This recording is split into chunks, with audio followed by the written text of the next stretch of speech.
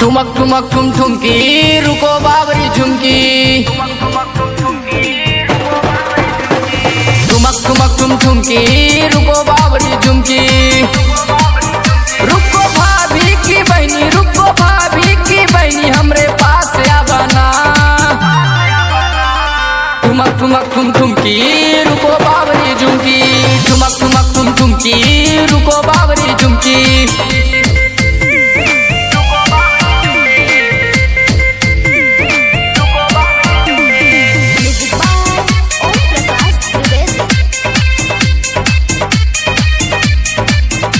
गमरी बामा बुलाई गए ना टोमा चढ़ के आ गए। तू हमका मिल जा रानी हम घर घर जाके बताई गए।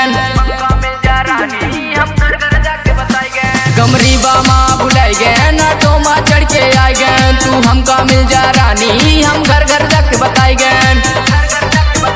रुको भाभी की बहनी, रुको भाभी की बहनी हमसे पाट जाना। ठुमक ठुमक ठुम ठुमकी रुको बाबरी झुमकी। ठुमक ठुमक ठुम ठुमकी रुको बाबरी झुमकी।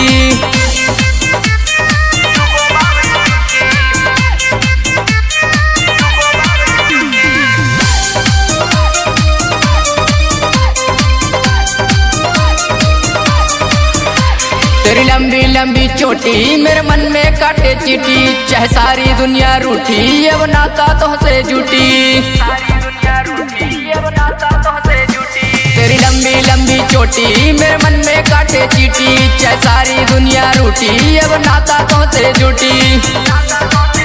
रुको भाभी की बहनी, रुको भाभी की बहनी हमसे पाट जाना।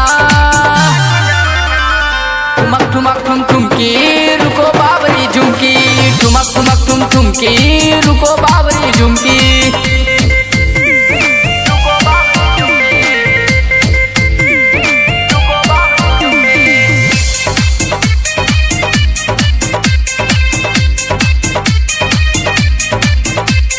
बाहर से ता डांटी रहे अंदर अंदर हंस रहे। अब माने जा तू रानी कहे भाव इतना खाए रहे।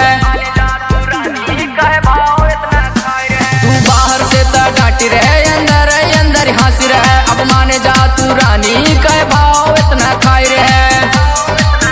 रुको भाभी की बहनी, रुको भाभी की बहनी अब साथ जाना।